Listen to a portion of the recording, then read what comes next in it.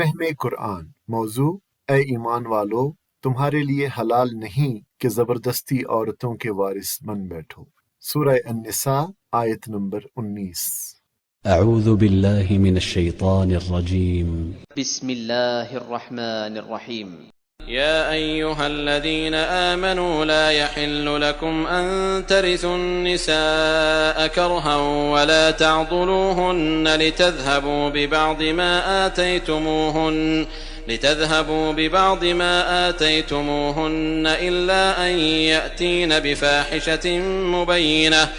اے لوگو جو ایمان لائے ہو، تمہارے لیے یہ حلال نہیں ہے کہ زبردستی عورتوں کے وارث بن بیٹھو، اور نہ یہ حلال ہے کہ انہیں تنگ کر کے اس مہر کا کچھ حصہ اڑا لینے کی کوشش کرو جو تم انہیں دے چکے ہو۔ ہاں، اگر وہ کسی صریح بد چلنی کی مرتکب ہوں تو ضرور تمہیں تنگ کرنے کا حق ہے۔ اس آیت کریمہ میں اسلام میں عورتوں کے کچھ حقوق کا تذکرہ ہے اور عورتوں پر ہونے والے کچھ مظالم سے روکا گیا ہے۔ فرمایا گیا، اے لوگو جو ایمان لائے ہو، تمہارے لیے یہ حلال نہیں ہے کہ زبردستی عورتوں کے وارث بن بیٹھو۔ لا یحل لکم ان ترثوا النساء کرہا۔ اس سے مراد یہ ہے کہ شوہر کے مرنے کے بعد اس کے خاندان والے اس کی بیوہ کو میت کی میراث سمجھ کر اس کے والی وارث بن بیٹھتے ہیں۔ تو حکم یہ ہے کہ ایسا نہ کیا جائے۔ عورت کا شوہر جب مر گیا تو وہ آزاد ہے، عدت گزار کر جہاں چاہے جائے اور جس سے چاہے نکاح کر لے۔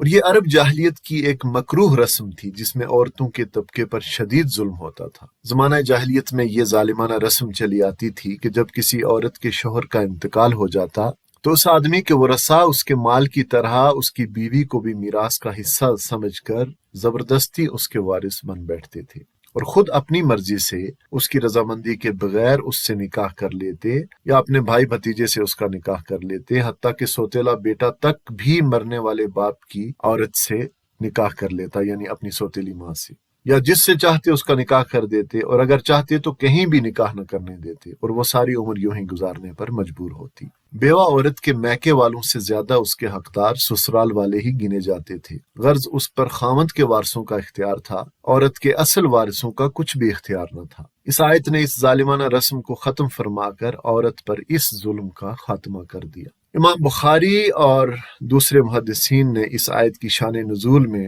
حضرت ابن عباس رضی اللہ تعالی عنہما سے نقل کیا ہے کہ زمانہ جاہلیت میں جب کوئی شخص مر جاتا تو اس کے وارث دوسری چیزوں کی طرح اس کی بیوی کے بھی پورے حقدار اور مالک سمجھے جاتے تھے۔ ان میں سے اگر کوئی چاہتا تو پہلے مہر کی رقم پر ہی خود اس سے شادی کر لیتا یا کسی دوسرے سے شادی کر لیتے اور مہر خود لے لیتے، اور اگر چاہتے تو عورت کو کلیتاً شادی سے ہی روک دیتے، حتیٰ کہ وہ مر جاتی اور اس کے مال کے وارث وہ خود بن جاتے۔ عورت کے اصل وارثوں کو اس سلسلہ میں کوئی اختیار نہ ہوتا۔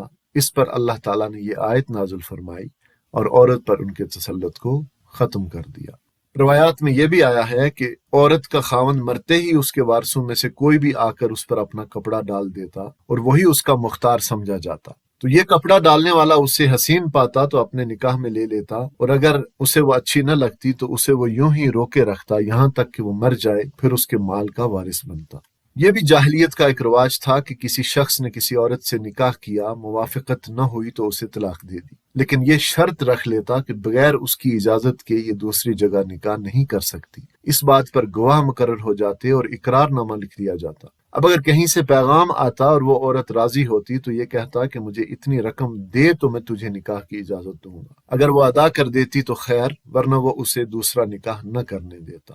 اللہ تعالیٰ نے مومنوں کو اس سارے ظلم سے منع کر دیا۔ حضرت اکرمہ کی روایت میں ہے کہ ابو قیس کی بیوی کبینہ رضی اللہ تعالیٰ عنہ، انہوں نے اس صورت کی خبر نبی صلی اللہ علیہ وسلم کو دی کہ ان کے خاوند کے مرنے کے بعد ان کے خاوند کے وارث نہ مجھے وارثوں میں شمار کر کے میرے خاوند کا ورثہ دیتے ہیں اور نہ مجھے چھوڑتے ہیں کہ میں کہیں اور اپنا نکاح کر لوں۔ اس پر یہ آیت نازل ہوئی، اور آیت کے اگلے حصے کے مخاطب شوہر ہیں۔ روایات میں ہے کہ زمانہ جاہلیت میں جن خاوندوں کو اپنی بیویاں پسند نہ ہوتی اور ان سے ان کی نبھ نہ پاتی تو وہ ان سے چھٹکارا حاصل کرنا چاہتے تو ازے خود ان کو طلاق نہ دیتے بلکہ بد سلوکی کرتے اور انہیں خوب تنگ کرتے، تاکہ اگر وہ طلاق لینا چاہیں تو مجبور ہو کر حق مہر جو خاوند نے انہیں دیا ہوتا ازے خود واپس کر کے اس سے خلاصی پانے کو ترجیح دیتی۔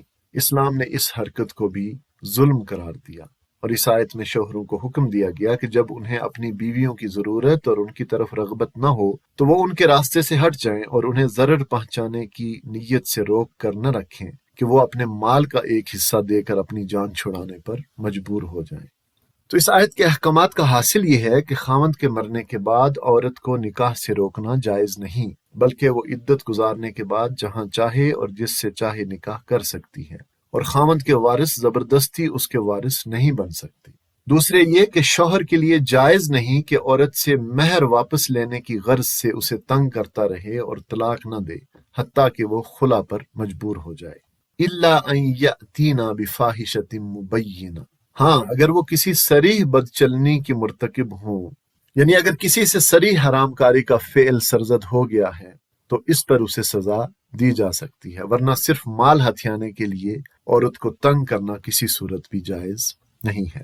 حضرت ابن عباس، قتادہ اور ضحاک کا قول ہے کہ بفاحشۃ مبینہ سے مراد عورت کی بدکاری، سرکشی اور نافرمانی ہے۔